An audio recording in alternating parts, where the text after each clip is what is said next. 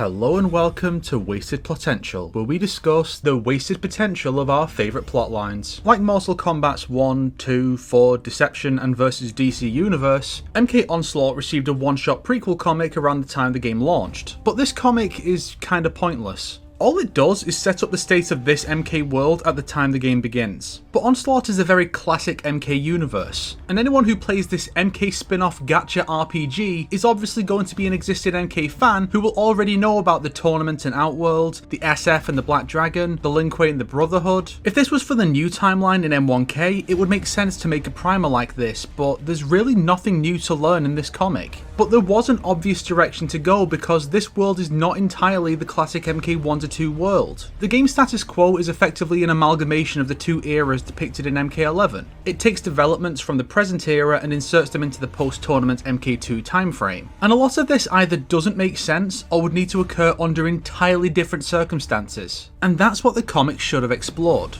We know a little about the tournament. Baraka recognises Scorpion from it, indicating they were both there. Jax recognises Smoke and Cyrax from it as well, meaning they were all there. I think it's suggested that Liu Kang won as well, but I'm not entirely sure. Some of the non-canon chronicles tell us that Katana and Bi-Han were also there, which could apply to the main Onslaught timeline as well. A little bit about that would fit and could tie into the next point. Shiva is the queen of the Shokan. In the main series, this occurs during the MKX comic. King Gorbak is killed by Kotal Khan and Prince Goro is crippled. With no king or able prince, the Shokan hold a tournament to pick a new ruler, which was probably signed off on by Queen Mai. Shiva wins and is thus crowned queen. But in Onslaught, Goro is still around and very much active. In fact, Shiva isn't even a fightable character in this game, while Goro is, so he gets way more screen time than her. So, what were the circumstances under which Shiva took the throne while Goro was still around? Was it due to disgrace from him losing in the tournament? Did Shao Kahn force the royal family to abdicate, which suited Goro just fine as he's a warrior, not a politician? That would have been interesting to explore.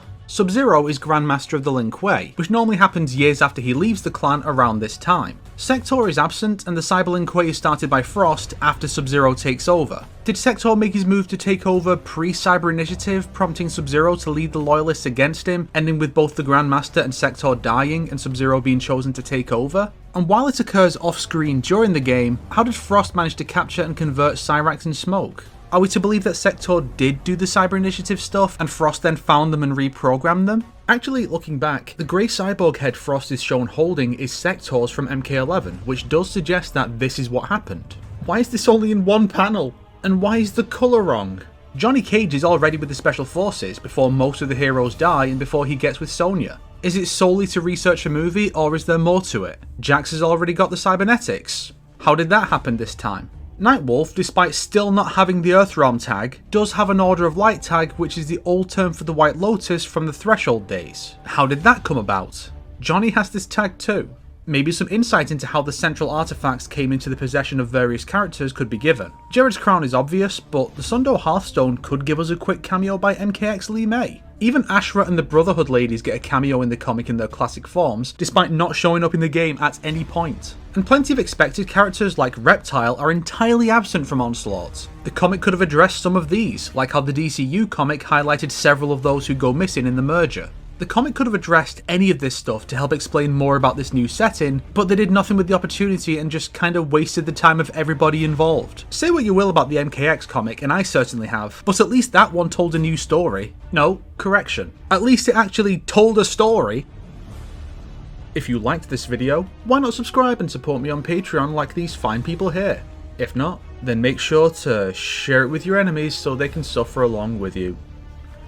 Today's recommended video is All Boss Towers Team Guide Mortal Kombat Onslaught MKO by Casino.